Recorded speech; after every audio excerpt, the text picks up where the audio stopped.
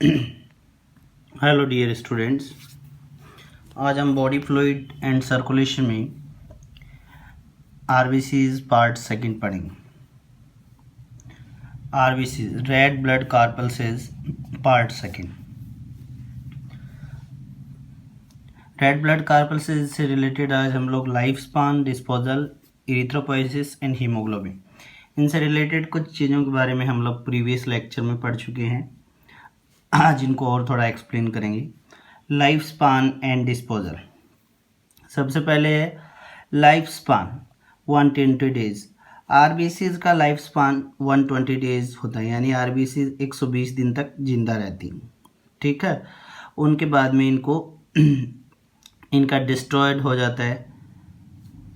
After 120 days RBCs phagocytosed by WBC. Phagocytosis एक process होती है जिससे मतलब किसी चीज़ को एनग्लफ करना है, डिस्ट्रॉयड किया जाता है। ठीक है, किसी सेल के द्वारा, जिसको फेगोसाइटोसिस बोलते हैं। तो आरबीसीज को 120 दिन के बाद में डब्ल्यूबीसी फेगोसाइटोस्ड कर देती है।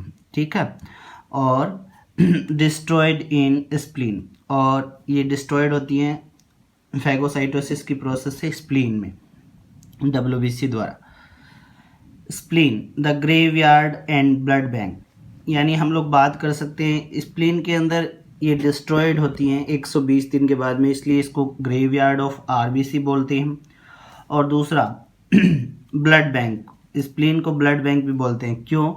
इन फीटल स्टेज में स्प्लीन क्या होता है? इरिथ्रोपोइटिक ऑर्गन होता है, यानी जहाँ पे आरबीसी का प्रोडक्शन होता है, इसलिए इसको हम लोग क्या बोल सकते हैं? इरिथ्रोपोइटिक ऑर्गन बोल सकते हैं। ठीक है,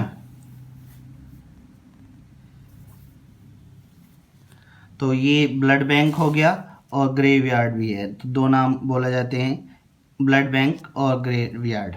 ग्रेवयार्ड आरबीसी यहाँ पे डिस्ट्रॉयड हो जाती है 120 दिन के बाद में, और फीटल स्टेज में प्रोडक्शन होता है, इसलिए ब्लड बैंक बोल। The membrane of RBC is flexible and known as Donas membrane. RBCs की मेम्ब्रेन कैसी होती हैं? फ्लेक्सिबल होती है, और उस फ्लेक्सिबल मेम्ब्रेन को क्या बोलते हैं? डोनास मेम्ब्रेन बोलते हैं। ठीक है, नेक्स्ट है haemoglobin part here broken down into 3 parts. Haemoglobin यहाँ पर 3 पार्ट्स में टूटता है। Haemoglobin part broken down into 3 parts, यानी ये डोनास मेम्ब्रेन है, यहाँ पर हीमोग्लोबिन 3 पार्ट्स में टूटता है। तो haemoglobin HB broken down into 3 parts, वो 3 पार्ट्स कौन से हैं? हीमोग्लोबिन 3 पार्ट्स में टूटता है।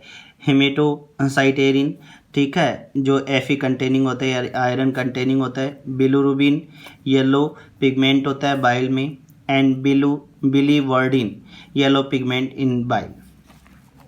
सबसे पहले है हेमेटोसाइटेरिन, आयरन रिच या Fe रिच होता है। ठीक है, part gets reused, iron rich होता है, इसको रीयूज्ड किया जाता है। Bilirubin and biliverdin excreted out, यानी ये बाइल में होते हैं तो इसको एक्सक्रीट आउट कर दिया जाता है, बॉडी से बाहर निकाल दिया जाता है।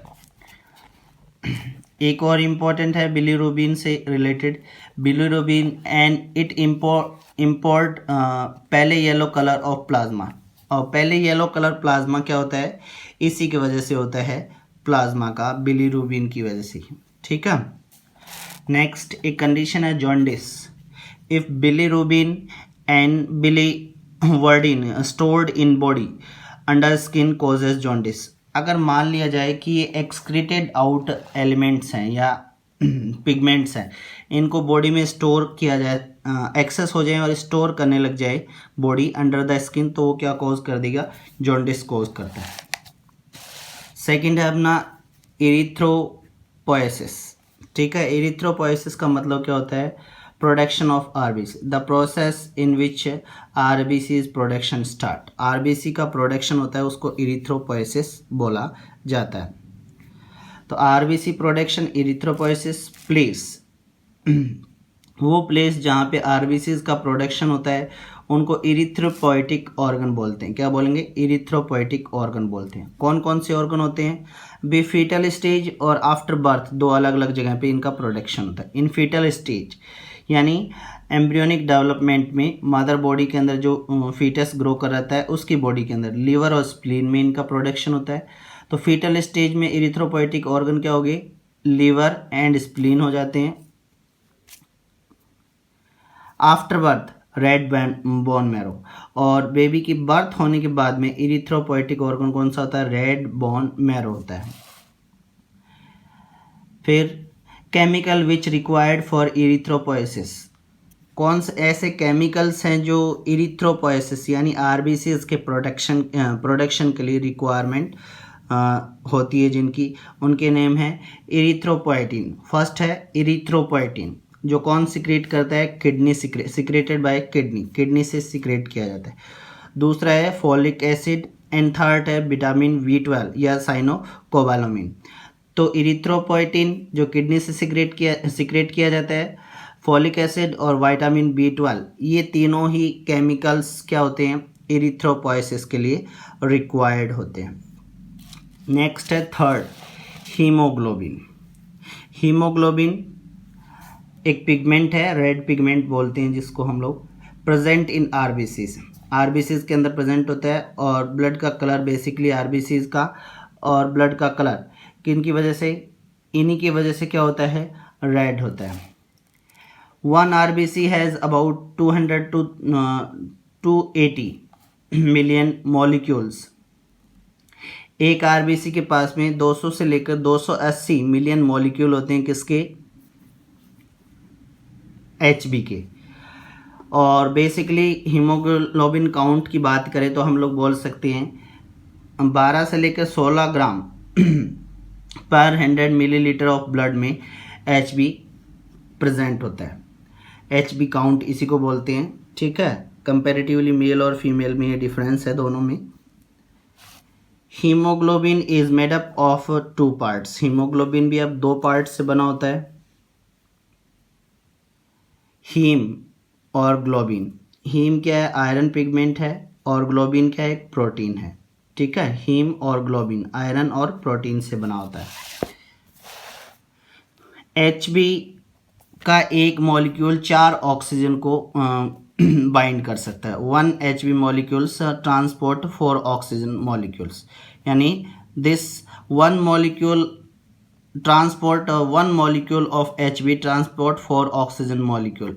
ये तो हम लोग बात कर सकते हैं नंबर्स के फॉर्मेशन में। अगर ग्राम में बात करें तो 1 हीमोग्लोबिन, 1 ग्राम हीमोग्लोबिन 1.34 ml ऑक्सीजन को ट्रांसपोर्ट कर सकता है, यानी 1 ग्राम हीमोग्लोबिन 1.34 ml ऑक्सीजन को ट्रांसपोर्ट कर सकता है। अगर नंबर में बात करें तो 1 हीमोग्लोबिन 4 ऑक्सीजन के मॉलिक्यूल को ट्रांसपोर्ट कर सकते हैं। नेक्स्ट, अब इसकी भी जैसे बात करें कि इट मीन्स अगर ऑक्सीजन हीमोग्लोबिन की कमी हो जाती है तो क्या कॉज? एनीमिया हो सकता है। लेस हीमोग्लोबिन कॉजेज एनीमिया, ठीक है। ब्लड की कमी बोल सकते हैं एक टाइप से। तो हीमोग्लोबिन की कमी होना या हीमोग्लोबिन के काउंट में कमी होना, जैसे ml में बात करें, ठीक है, 12 से और 16 ग्राम पर 100 मिलीलीटर ऑफ ब्लड अगर काउंट में कम आता है तो वो हीमोग्लोबिन की कमी की वजह से एनीमिया हो जाता है। एचबी एंड ऑक्सीजन, यानी हीमोग्लोबिन ऑक्सीजन के साथ में बाइंड होकर forms oxy haemoglobin. Oxy haemoglobin बनाता है जो एक टेम्परेरी कॉम्प्लेक्स है, यानी शॉर्ट टाइम के लिए जब तक ऑक्सीजन ट्रांसपोर्ट होती है उस टाइम पीरियड के लिए टेम्परेरी कॉम्प्लेक्स का फॉर्मेशन करता है। एचबी एंड CO2 दोनों कंबाइंड होकर कार्ब अमीनो हीमोग्लोबिन बनाते हैं। ये भी एक टेम्परेरी कॉम्प्लेक्स है, ट्रांसपोर्ट के लिए रिक्वायर्ड होता है। HB have more affinity towards carbon monoxide, ठीक है, यानी हीमोग्लोबिन की एफिनिटी कार्बन मोनोऑक्साइड से ज़्यादा होती है। यानी मान लिया जाए कि किसी प्लेस में कार्बन मोनोऑक्साइड बॉडी के ऑर्गन सिस्टम में कार्बन मोनोऑक्साइड ज़्यादा कंसंट्रेशन में है, तो ये ऑक्सीजन की बजाय कार्बन मोनोऑक्साइड से जुड़ेगा और फिर यहाँ पर एक टेम्परेरी कॉम्प्लेक्स नहीं बनता, forms a permanent complex carboxy haemoglobin, जिसको क्या बोल सकते हैं, कार्बोक्सी हीमोग्लोबिन बोलते हैं। तो बोल सकते हैं कि ऑक्सीजन के कंपैरिजन में हीमोग्लोबिन की एफिनिटी कार्बन मोनोऑक्साइड से ज़्यादा होती है और ऑक्सीजन के साथ में टेम्परेरी कॉम्प्लेक्स बनाता है ऑक्सी हीमोग्लोबिन, ठीक है। और कार्बन मोनोऑक्साइड के साथ में क्या बनाता है, कार्बोक्सी हीमोग्लोबिन। और ऐसे ही CO2 के साथ में भी टेम्परेरी कॉम्प्लेक्स बनाता है कार्ब एमिनो हीमोग्लोबिन।